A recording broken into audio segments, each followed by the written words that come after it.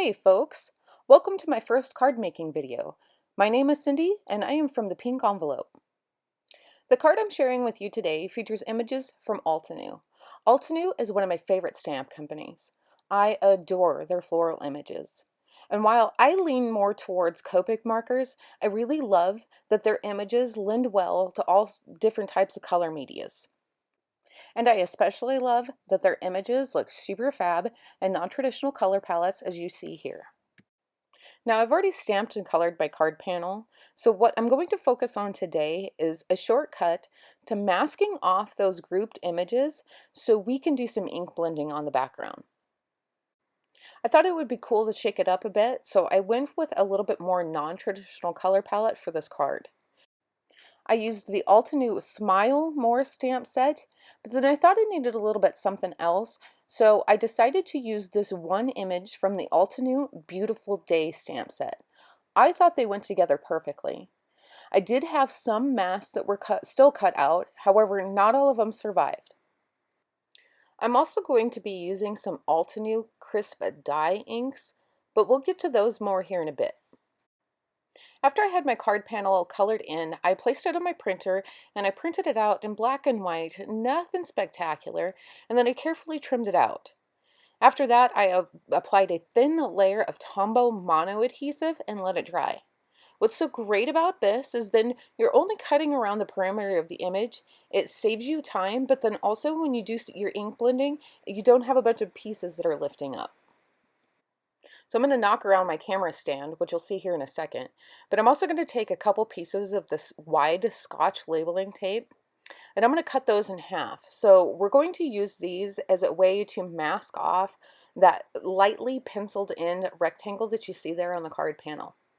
The only thing that you need to keep in mind when you do this is that you're putting the straight edge or the clean edge up against your pencil line. Otherwise, when you go to do your ink blending, it's going to look really wonky and you'll notice it on your finished card. So I'm showing you this first one, but all four sides get done the same way. Now I'm just placing my masks on my card panel, and what I really like about the Tombow mono adhesive is it is semi-permanent, but once you start doing your ink blending over the top of it, it stays nice and secure, and then when you're done with it, it comes up fairly easy. It will tear a little bit because this is just plain copy paper, but that's nothing major. It will come up. I'm lining this up as best as I can. You are going to see some white lines, but we're going to take care of that later on. I'm just making sure that my masks are down nice and secure, and then we're going to move on to ink blending. This is the Altenew Crisp Dye Ink in Persian Blue. I was looking for a blue-violet color in my background to complement those blue leaves, and this worked out really well. I'm going to start with the first layer of the Persian Blue, and then I'm going to move on to the Lavender Fields. Now, I only show you where I've done this on one layer of each color, but I actually went over this a couple times because I wanted it nice and deep. It's going to make those blue leaves pop, and it's also going to make the white in the flowers look that much whiter. Okay, on to my favorite part about masking and ink blending. It's time to take off those masks, and honestly, peeps, this is like Christmas morning. This is my most favorite part. I'm not being too careful pulling those masks up. Honestly, I knew this was going to be a one-time gig when I did it, so I don't care if my masks tear because I'm not going to keep them. They are sticking to my fingers a little bit, however, they are not sticking permanently to my card panel, so that's all that's important to me. If you're worried about any residue that may have been left behind from the Tombow mono adhesive, there's lots of different adhesive removers on the market, and I will link to some in the description below, but also over on my blog. I love how crisp and clean everything looks when you pull off masks, but you can still see a white line around my images from where my cutting wasn't all that great. That's fine though, we're going to take care of that right now. So I have listed on the screen my Copic color choices, and we're going to add a drop shadow around these images, and that's going to fill in quite a bit of those white gaps that were between the masking of the images and the ink blended background. Now I struggled a little bit on this because I'm not used to coloring this way. I usually color with my card panel as close to my face as I can reasonably get it. I hold it actually much like a book. So this felt really strange to me, and it took me a little bit of time to get started. I'm adding that drop shadow as if my light source is in the top right, because in my room, my light source actually is in the top right, so this just seems more natural to me. Now I'm starting with my darkest color, and then I'm going to work my way out to my lightest color. Because I have this deep, bold background, I don't need to worry about how dark my darkest color actually is on my panel. As long as everything blends on in the end, it's just fine. So I'm going to speed this up. It's the same thing all the way around all of the images. The light source comes from the top right, the drop shadows in the bottom left. I did follow up with a little bit of B45 because that's the closest thing to the blue violet of my background. Plus that B45 helps fill in any more of those little white gaps that I might have missed when I was ink blending. By the way, folks, if you're interested in these Altenew stamp sets and Altenew crisp dye inks, do be sure to go check out my girl Vanessa's shop. It's butterflyreflectionink.com. I will have her shop linked in the YouTube description below, but also on my blog, as well as all of the products that I've used here today. Now, while I finish this up, I just want to note that this drop shadow isn't going to completely fix everything on the card.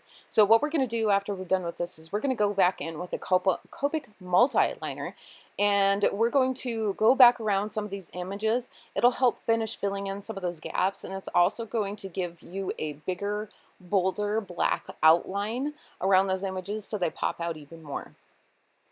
Now, I probably could have shortened this portion of the video, but I've been getting a lot of requests from folks because they want to see how I color, and I'm truly humbled. But as I said, I'm not used to coloring this way yet, so I thought that this would be a good start. Okay, while I finish this off, I also wanted to mention that I went around that rectangle with the same Copic Multiliner that you're going to see me use here in a second, and a T-ruler. It helps finish that edge off, but it also helps make that purple stand out that much more. Alright, so here's the Copic Multiliner. As I said before, I'm going to go around only some of these images. I don't need to do all of them, just a few of them. I'm primarily looking for any white gaps, but also anything that kind of just blends in a little bit with that ink blended background. Okay, folks, now it's time to start adding the finishing touches to our card. I'm going to start with my Spectrum Noir clear overlay glitter pen, and I'm just going to add this to only the highlights of my images.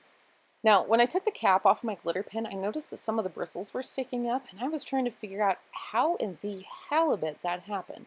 But it was no big, it worked just fine, and anybody that's ever seen my cards before knows me and knows that I just love glitter. Glitter all of things, even masculine cards. I lifted it up into the light a wee bit so I can see exactly where I'm placing it. Honestly, folks, my room is so white, there's just some things that even I can't see in it, so it just kind of helps move it around a bit. Now it's time to take the Tombow Stamp Runner Dot Adhesive, and we're going to attach this to an A2 size card base that's 4¼ by 5½ inches. This tape runner has been discontinued, but there's lots of different adhesives out on the market that work just as well.